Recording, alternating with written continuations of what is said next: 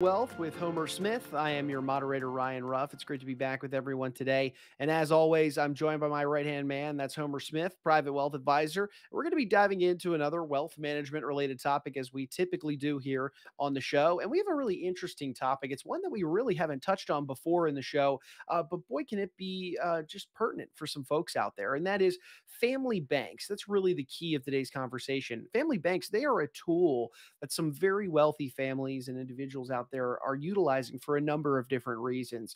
And they're being increasingly adopted more and more with families, in that high net worth spectrum. So today, Homer and I are going to be looking at whether or not a family bank is a viable solution for you and your family, and what some of the ramifications and parameters are within a family bank, to give you a clear picture as a whole on whether or not, again, this is a strategy worth considering. So with that, let's go ahead and bring Homer aboard and get right into it. Homer, good to see you today. How you doing, sir? Hey Ryan, doing well. Good to see you. Yeah, good to see you as always. This is a different topic. We've double dipped in some topics before because there's a million different ways to talk about different wealth management strategies. But Homer, today this idea of a family bank is pretty new. We're going to be examining this. What exactly, Homer? Let's just start here. What exactly is a family bank? Yeah, I think it's important to really get clear on it because I think a lot of people and families with significant wealth think of like a trust they might set up with the idea that it works kind of like a bank for their family, providing loans and whatnot. But the reality is, when we think of it in terms for the families we deal with, we really look at a family bank as more of a formal legal entity with very specific rules that govern how the family can access the wealth, and how they're expected to pay back the money. This is not a gift. This is really designed truly as a loan, as a bank, trying to bring a lot more accountability into the process. And really, I think what we see a lot and why they're interested in this is to take some of the emotion out of the process when family members are requesting funds to do various things from the family. So, Homer, let's dive into the purpose a little bit more. Tell me what exactly what types of initiatives would you say a family bank can help fund? Ultimately, what is it used for? I think it's important because I think one of the challenges we see that's mentioned by a lot of our wealthy families, especially a lot of the private business owners we work with, where they're founder led. They started with nothing, built this significant wealth, had a liquidity event, and now they have all these dollars, and their kids and grandkids are growing up in a much different financial situation from them, and they're concerned that these next generations aren't going to have the same entrepreneurial spirit and ability to build their own wealth, and rather more expect to live off of the family money. So, really, the idea of a family bank is to encourage entrepreneurship, starting businesses, and really being more thoughtful about how money is utilized within the family, where they're not just passing down the wealth, but they're really passing down more financial intelligence and more of the family values through a structure like this. Yeah, let's get deeper into that here, Homer. Could you give me maybe an example of how a family bank might support a family and ultimately build up some of that financial responsibility among maybe the younger generation? Yeah, I think one area a family bank might approach this is in the idea of college tuition and college education. And right now, we're seeing it quite a lot where kids graduate from college with a degree. Maybe that degree isn't in a field that has a lot of opportunity with it post graduation. And so the family might set up the terms of repayment to where they're required to work a certain amount during college to pay it back and learn what that some of that experience of working, paying back the loan, creating their own income and wealth along the way, that might hopefully influence their decision making during college and making sure, okay, if I have to pay this back, like for real, um, it might influence the type of major they go into and then how they approach the world after college. That's one of the main ones we see. Yeah, that's a really interesting perspective there, Homer. And look, as we've had conversations about successful family businesses and these families that obviously the wealth is created through a business specifically, there are a lot of instances where the next generation looks up to that matriarch or patriarch, sees what they're doing in terms of the success of the business. They've hopefully been engaged in conversations leading up to this point, and they maybe have caught that business building bug themselves and are interested in that level of entrepreneurship entrepreneurship. So, Homer, how in that instance would a family bank help a family member kind of scratch that business building desire itch, if you will? And that's often exactly how it ends up working, where the family bank are set up to build new family wealth via entrepreneurship. Again, not just living off of the existing family wealth, but how do they continue that and build their own wealth? There's going to be intra-family loans or perhaps equity investments in the new venture or both. As an example, a patriarch might loan one of their daughter's funds to start a new consulting business and do it through a loan at a preferred rate. And the idea of this is that it's going to foster more creativity and build their capabilities into the next generation, or not just passing along, again, financial capital, or really learning to pass on this human capital, where often not just dollars flow to that next generation through these loans, but also support. So they might include business coaching and entrepreneurship coaching as a part of that loan process as well. And Homer, look, banks are a pretty formal, legal entity, but when it comes to families, they loan each other, money frequently in a lot of informal ways. So, why, in a family bank sense, why should that remain so formal when family loans are so informal in different ways? Draw that line in the sand for us. And this is one of the areas we've spoken about a couple of times in the past, and why we prefer more formal routes is if you go the informal route using intrafamily loans and different arrangements, more often than not, it can lead to conflict within the family. One member of the family is going to remember the arrangement different than the other. And oftentimes, if there's no documentation and the patriarch or matriarch passes away, there's going to be conflict among family members on repayment of loans or whether or not it was really a loan versus a gift. And so the formal structure of a family bank is going to, again, not only hopefully foster more of that entrepreneurship, business building, wealth building, but will also hopefully then help also avoid some of the family conflict that comes with these more informal arrangements that are out there.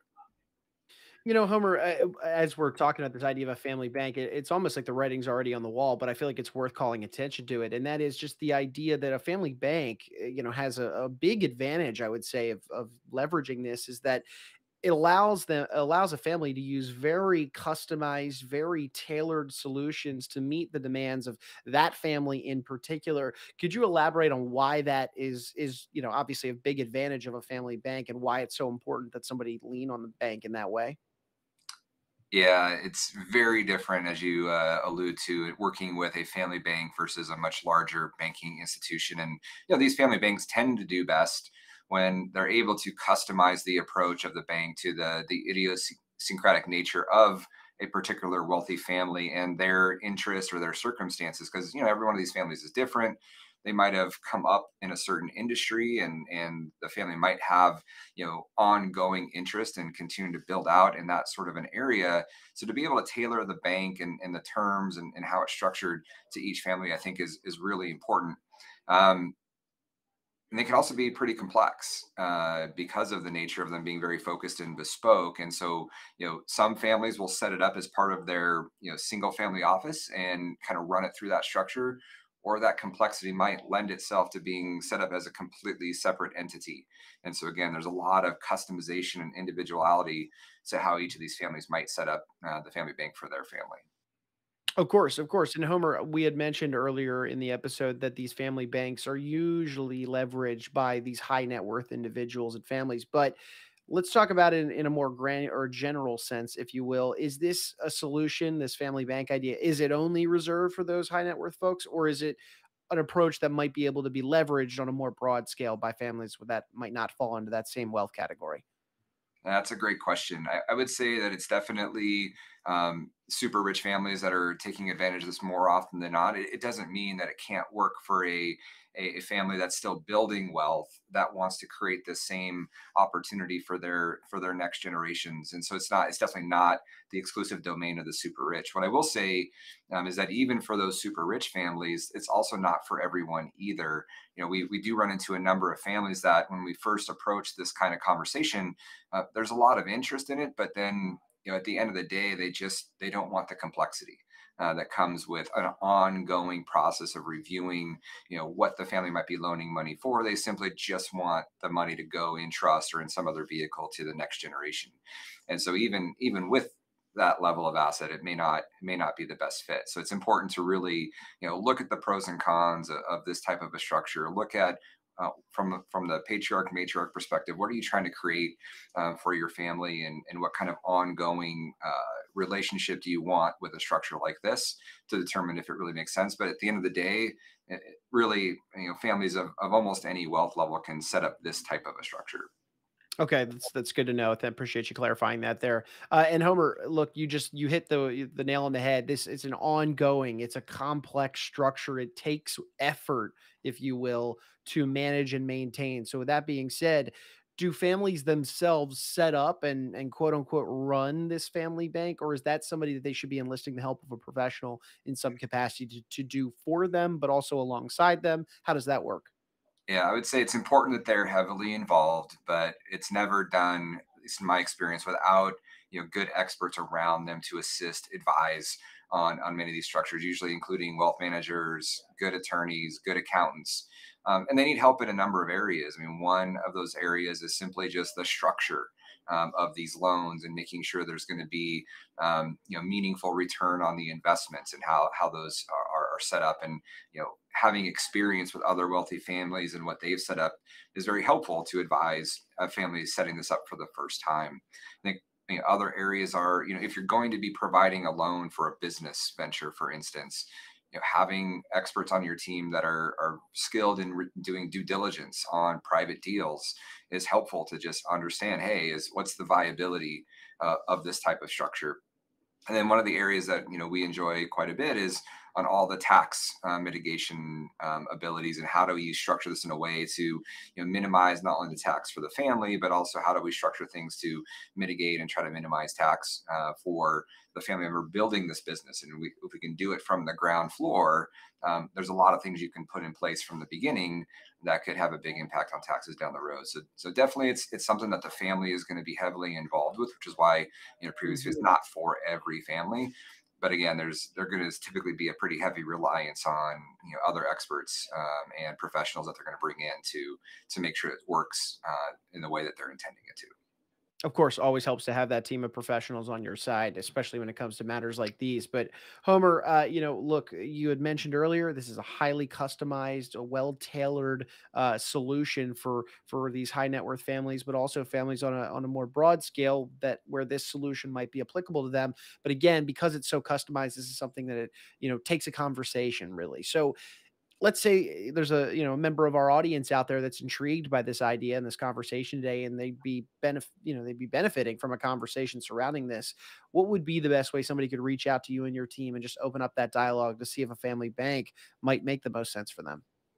The best is always to reach out directly. You can email me. We'll have that up on the video as well as our website. And what I will say is, usually when we start these conversations, it's going to lead to a number of other questions in a number of areas. And usually this is building in a family bank is going to be part of a bigger picture review, call it stress test of your overall financial world, just to make sure that the family is set up to make this type of a structure work really well for the family.